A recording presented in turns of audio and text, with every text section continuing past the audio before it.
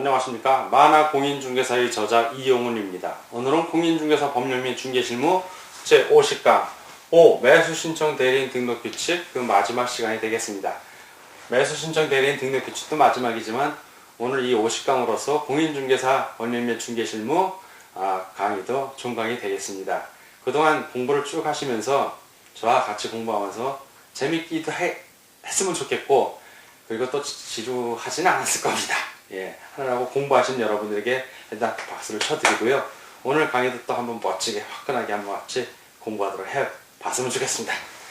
자, 매수신청 대리인 등록 규칙에서 그 한 가지 이제 질문을 여러분에게 드리겠습니다. 자, 일반적으로 중개사무소 배정에서 중개 업무에 있어서는 우리 매무수 관직 쌍투에 의해서 직접 거래 할 수 있다 없다. 그리고 쌍방대리 못하죠. 쌍방대리 관직 쌍투에 의해서 쌍방대리 못하는 걸 배웠습니다. 그럼 여러분들에게 제가 직접 거래도 못하고 쌍방대리도 못해 중개에 있어서는, 근데 매수신청 대리인으로 중개업자가 등록을 했을 때 중개업자가 매수신청 직접 할 수 있다 없다 질문이에요. 지금 언뜻 들으면 직접 거래 못하니까 매수신청 못할 걸로 들려요. 그런데 어떠한 사건, 자, 경매부동산이 있습니다. 자, 경매부동산 있으면 경매사건이죠. 그거 다 번호로 나오니까. 이 경매부동산 사건에 대해서 중개업자가, 매수신청 대리인 등록한 중개업자가 아무한테도 매수신청 대리를 위임을 안 받으면 본인이 이거 경매 낙찰 받아도 됩니다. 하지 말란 법이 없어. 본인 가서 낙찰 받으면 돼. 그게 직접 거래예요? 아니죠. 이건 낙찰 받는 거죠. 법률 행위라고요. 가서 받는 거야. 이거는 법원하고 하는 거니까 아무 상관이 없다는 겁니다. 쌍방대리? 아니, 어떻게 쌍방대리겠다. 법원은 대리 업무를 너가 대신 이 부동산 좀 경매해 줄래? 이런 적이 없어요. 어차피 대리인이 대리받는 건 한쪽으로부터만 대리받는 겁니다. 대리를 받았을 때만 본인이 받은 사건에 대해서만 매수신청인으로서 직접 참여 못한다 뿐이지, 아무에게도 받질 않고, 본인이 만약에 직접 받을 거면 대리를 안 받으면 되는 거예요. 매수신청 대리를 안 받고 본인이 낙찰 받으면 되는 겁니다. 그런 금지 규정이 없다는 걸 알아두시고, 공인중개사 업무하면서 부수적으로 매수신청을 해갖고 부업으로서 수익을 올리는 사람도 많이 봤습니다. 그리고 참고적으로 경매라는 거는 비록 한 사람, 낙찰받은 사람이 주인이에요. 낙찰받은 사람이 주인. 그거는 이제 법률적인 거고, 어디까지나 돈이 모자르면, 예를 들어서 경매부동산의 낙찰 대금이 1억 원이라면 40%까지는 대출을 받을 수 있어요. 일반적으로. 보편적으로 그렇다는 거예요. 그러면 6천만 원만 있으면 되는데 본인이 2천밖에 없어. 그럼 나머지 4천이 모자르잖아요. 그러면 주변에 중개업자 A, B, C로부터 우리 같이 낙찰 받자. 내가 내 이름으로 하지만 해서 요게 가만히 보니까 1억 6천에 대팔 수 있겠다. 물론 세금 같은 건 다 없이 그냥 단순히 계산을 하는 겁니다. 그래서 6천 정도 이익이 남는다면 너하고 우리 A, B 본인하고 3명이 투자했으니까 6천 남은 거를 n분의 1, 3으로 나눠서 2천씩 가지면 되지 않냐. 이렇게 해서 중개에 참여하는 사람도 많습니다. 이거 왜 말씀을 드리냐면, 요거는 중개업자가 직접 할 때고, 이제 매수신청 대리를 하는 경우에는 주변에 주부들이 있어요. 가정주부. 남편들은 다 직장 나가서 일을 해. 주부들이 시간이 남으니까 돈을 버는데 갯돈 부어봐야 벌이가 시원찮으니까 남는 돈으로 경매부동산 낙찰을 받고 싶은 거예요. 근데 이 사람들이 갖고 있는 돈이 한 1천만 원밖에 없어. 이거 1억이야. 최소 1억 원 돼야 돼. 그러면 이런 경우에 자, 40%까지는 대출을 받는다고 치면 6천만 원만 마련하면 되는 거 아니에요. 그럴 때 중개업자인 여러분들이 가운데서 나머지 주부 5명을 끌어오든가, 이 주부 보고 주변에 갯돈하거나 친구들 있으면 5명을 확보하십시오.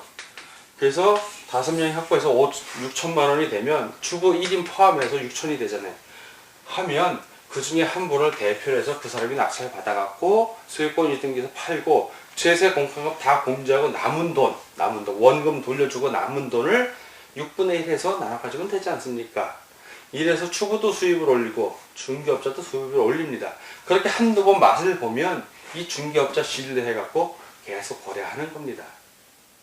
이걸 왜 말씀을 드리냐면 여러분들 지금 공부하면서 원칙을 배웠으면 응용을 할 줄 알아야 돼요.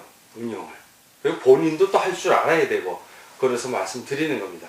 자, 오늘은 매수신청 대리인 등록 규칙 세 번째 시간으로서 맨 뒷부분에 이제 지도 감독에 대한 부분들입니다. 지도 감독에 대한 거. 그거 금방 끝나기 때문에 잠깐 예시를 드렸던 거고. 자, 이제 구체적으로 봅시다. 협회나 이제 중개업자에 대한 감독을 어떻게 하는지. 자, 먼저 법원 행정처장이 있었죠? 법원 행정처장. 국토해양부 장관에 해당하는 사람입니다. 법원 행정처장. 이렇게 한 번씩 실수하면 기억이 오래 남잖아요. 자, 법원 행정처장이 있고, 또 누가 있을까요? 예, 지방법원장. 지방법원장. 중개업자가 등록을 했잖아요. 지방법원장한테. 그러니까 지방법원장. 법원 행정처장은 협회. 예, 협회가 지금 공제사업 하잖아요. 그거 감독한다고 그랬습니다. 자, 그러면 이제 협회가 있어요. 협회. 협회는 왜 필요한지 이제 설명을 들으면 알아요. 자, 이렇게 지도 감독할 수 있는 기관이 3개가 나오는데, 법원 행정처장은 누구한테 한다? 이건 협회에 대해서 관리를 하는 거예요. 관리 감독을. 자, 지방법원장은 당연히 중개업자, 등록한 중개업자 관리하고, 또 누구? 시도지부, 자기 관할 안에 있는 시도지부에 대해서 할 수 있습니다.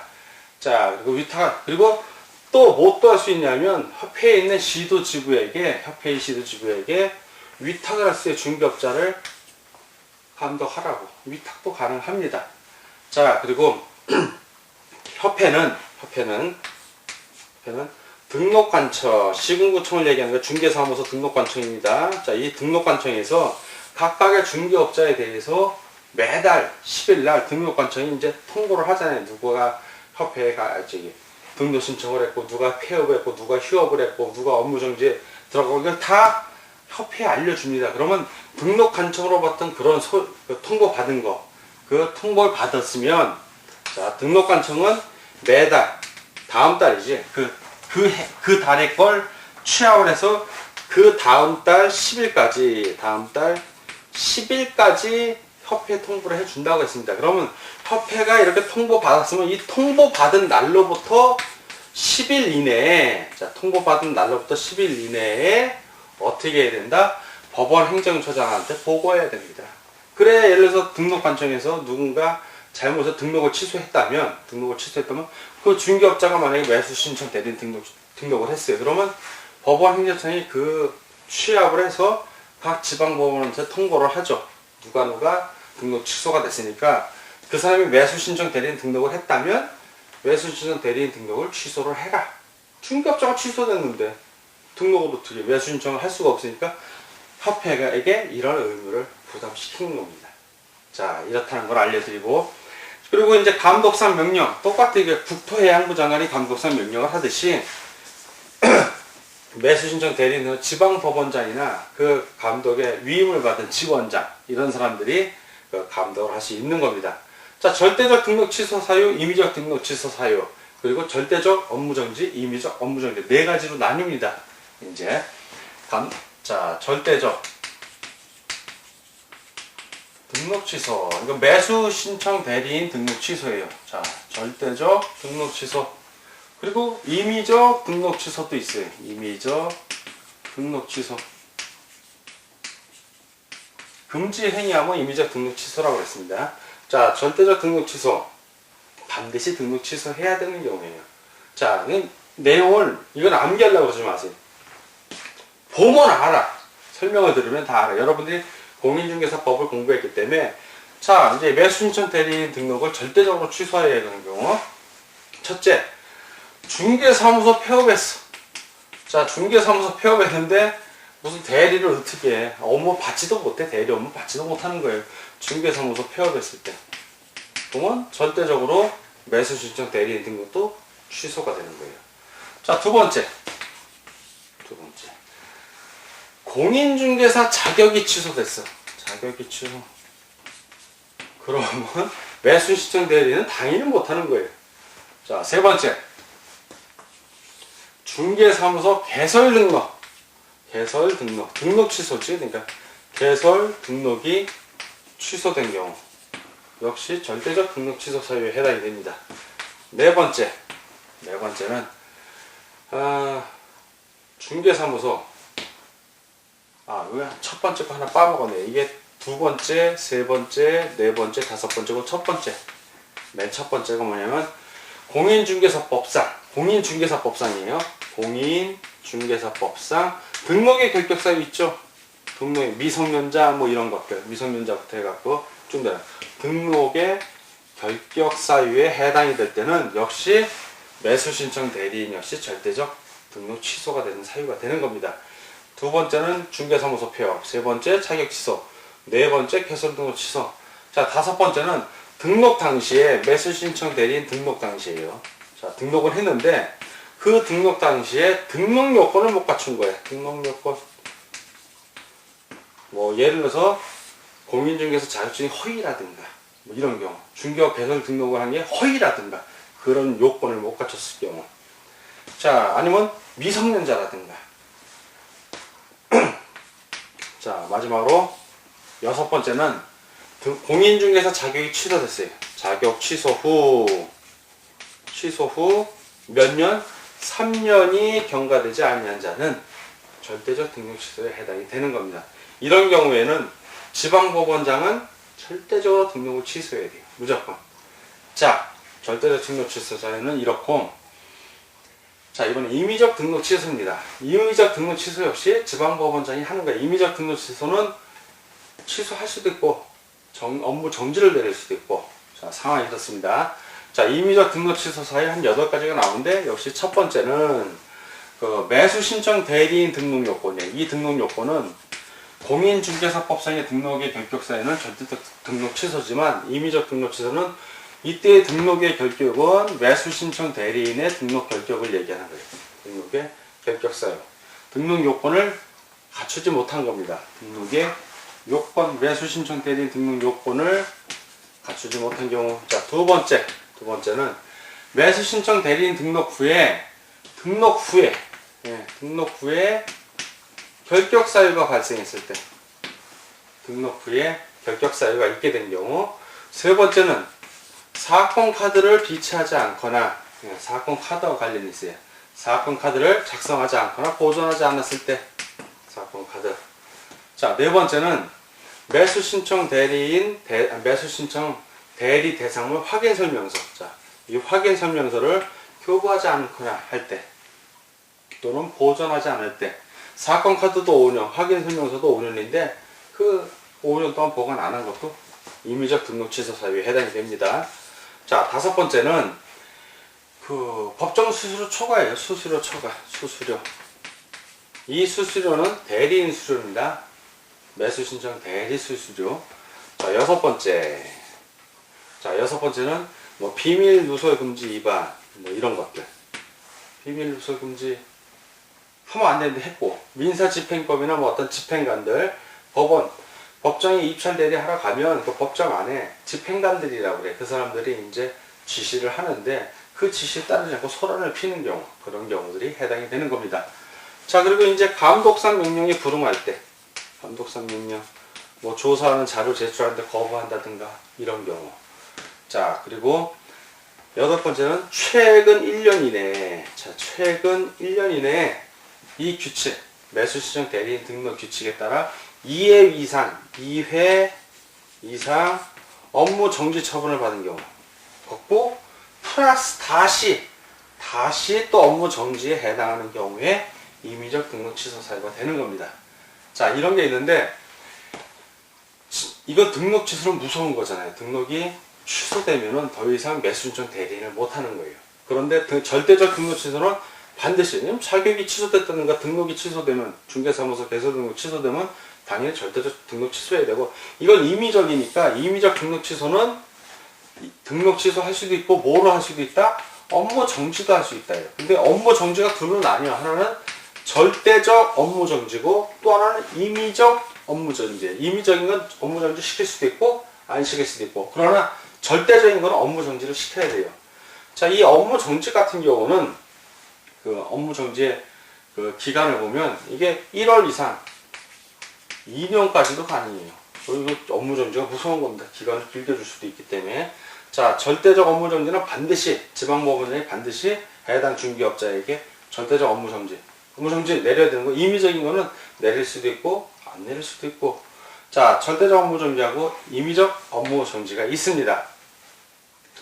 자, 그러면 절대적 업무 정지하고 임의적 업무 정지가 있는데, 자, 이 임의적 등록 취소 사항 중에서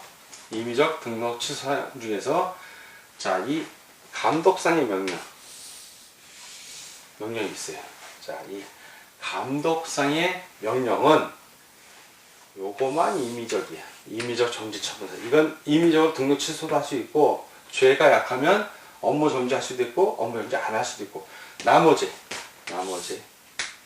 1, 2, 3, 4, 5, 6, 8은 그 절대적 업무 정지 사유에 해당이 됩니다. 자, 하나씩 보자고요. 또 이제 지금 정지 처분 사유인데 절대적, 자, 지우고,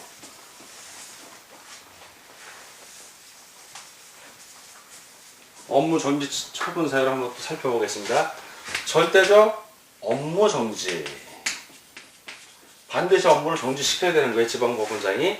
자, 이번엔 임의적 업무 정지시킬 수도 있고 안 시킬 수도 있습니다.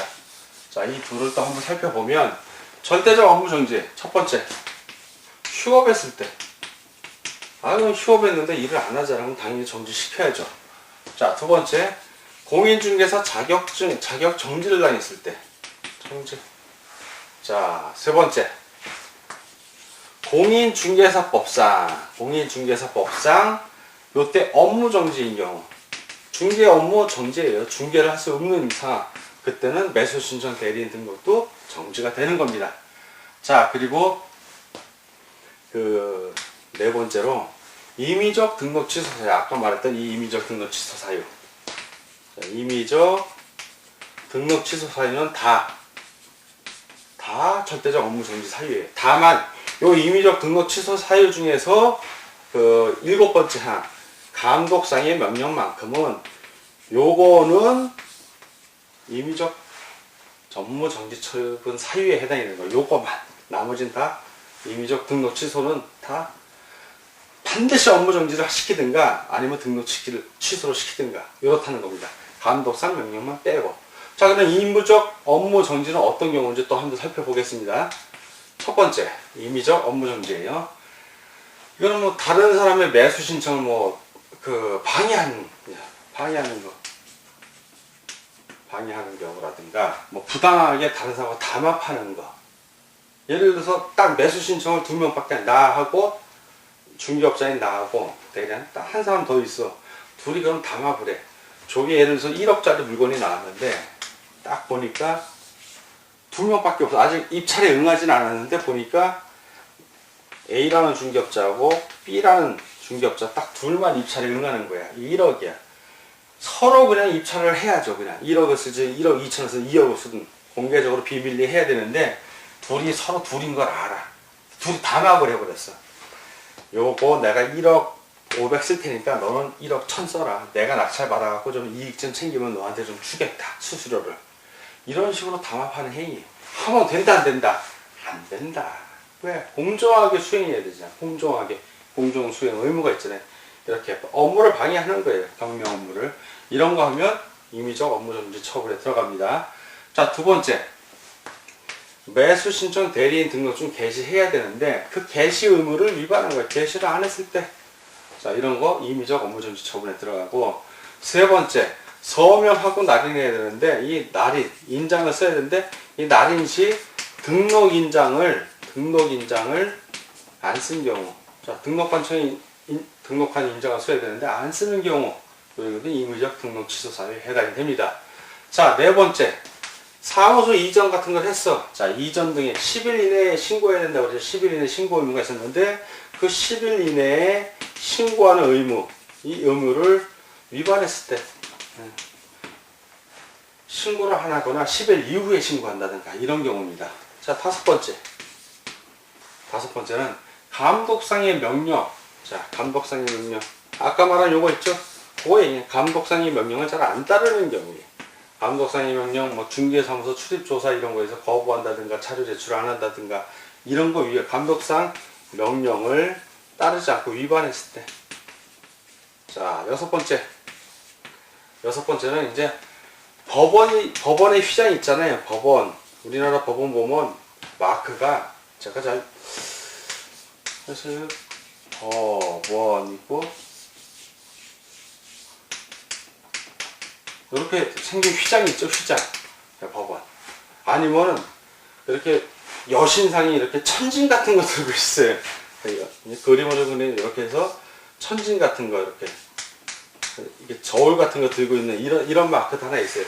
이런 거 쓰면 안 된다. 된다. 안 된다는 얘기야. 법원의 휘장 같은 거, 법원 휘장 이런 거 함부로 쓰면 안 된다는 얘기야. 이거 쓰면 안 되는데 이거 제거해야 됩니다. 이거 쓰면 큰일 나요. 자, 법원의 휘장 같은 거 표시를 안 해야 되는데 표시한 경우에 임의적 업무 정지에 들어가는 거예요. 그리고 이런 거는 괘씸죄 들어가기 때문에 업무 정지 기간이 길어요. 이런 거는 괘씸죄 들어가요. 자, 일곱 번째. 그 밖에 이 규칙, 매수 신청 대리인 등록 규칙에 어떤 규칙들이 있을 거예요. 규칙, 정해놓은 규칙을 안 따랐을 때. 그러면 임의적 업무 정지에 해당이 되는 겁니다. 자, 이렇게 해서 지방법원장이 이 매수 신청 대리인 이 등록 규칙을 위반했을 때는 조사를 해야죠. 중개부에 조사해서 업무 정지 같은 경우는 그 1개월 이상 2년 이내 한도 내에서 업무 정지를 매길 수가 있기 때문에 아주 조심해야 됩니다. 그리고 매수 신청 대리인은 항상 이런 법원 휘장 같은 거 하면 안 되고 저건 할 수 있어요. 법원 경매 입찰 대리. 그거는 쓰면 돼. 글로 쓰는 거니까 글로. 경매 부동산 입찰 대리 이런 거 글로 쓰는 거에 상관이 없는데 휘장은 쓰지 말고 이런 거 하지 말라는 거야. 이런 거만 안 하고 그냥 그 법원 경매 부동산 입찰 대리 이런 거 써도 돼. 그건 상관이 없어. 여러분들 이 조문을 잘 읽어보시면 아하 하고 이해가 가실 겁니다. 자, 그동안 장장 50강이 걸쳐서 공인중개사 법률 및 중개시험을 우리 같이 공부를 했습니다.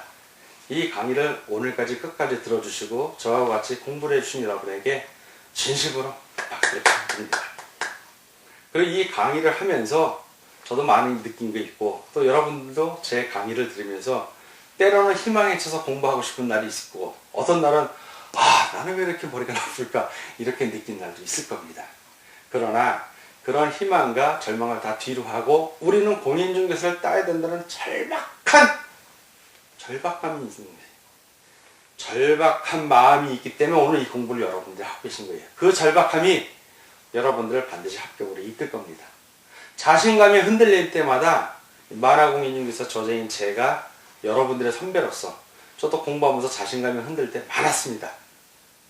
그때마다 나는 절박하다. 나는 반드시 따야 된다. 이런 마음으로 저를 다 잡았는데 저 역시 여러분들에게 말씀을 드린다면 여러분들의 그런 절박한 마음이 여러분들의 심지를 굳게 할 것이고 선배로서 먼저 간 저의 경험을 보면서 여러분 스스로 다시 한번 또 마음을 잡을 겁니다. 행여 제 교재나 저의 강의 중에 어떤 오류가 있다면 불안해하지 마십시오. 그 오류를 잡아낼 정도로 여러분들의 실력이 는 겁니다. 이 강의를 처음 듣는 사람들은 지금 제가 한 말이 무슨 오류가 있다고 그러십니까? 훌륭한 말만 있는데 두 번, 세 번, 네 번 이렇게 들으면서 또 교재도 두 번, 세 번, 네 번 들으면 보다 보면 오류, 오타 잡아냅니다. 그러면 이 책 불안하네. 이 강사 불안해. 이게 아니라 여러분들의 실력이 막 업그레이드 된 거예요. 합격생 수준이 된 겁니다. 그때부터는. 그때는 더 자신감을 갖고 밀어붙이면 되는 거예요. 불안해하지 마시고. 그러니까 오늘 이 강의를 공인중개사 법률이 끝났지만 또 물론 그 종합반에 들으신 분들, 합격 종합반이나 종합반에 강좌 들으신 분들은 또 실전 문제풀이 399선 꼭 399문제가 있다는 게 아니라 3자하고 9자를 제가 좋아합니다. 그래서 399선을 듣고 뭐 민법이나 학개론 같은 경우는 400문항이 넘는 수도 있어요. 그리고 약간 2차 과목 중에 어떤 거는 이제 400문항이 399문항이 안 되는 것도 있는데 제목을 399선이라고 줘서 우리 민족의 고유한 숫자 3 그리고 완성된 숫자 9 여러분들이 합격하길 바라는 마음으로 제목 그렇게 진 겁니다. 또 문제풀이 399선 문제 풀 때 같이 만날 걸 기약하면서 오늘 강의 여기서 마치면서 여러분들에게 다시 한번 화이팅 할 거를 말씀드립니다. 그동안 강의 들어서 감사합니다. 다음 시간에 뵙겠다는 말씀 못 드리고 감사하다는 말로 끝내겠습니다. 감사합니다.